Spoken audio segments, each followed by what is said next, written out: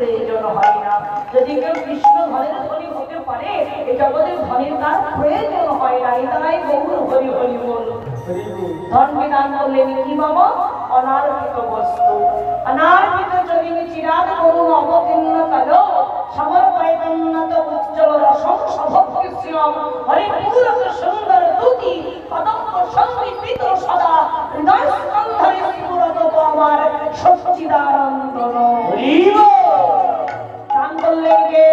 শচীনন্দন গৌর হরি। ধনটি কি? অনার্পিত বস্তু। সে অনার্পিত বস্তুটি কি?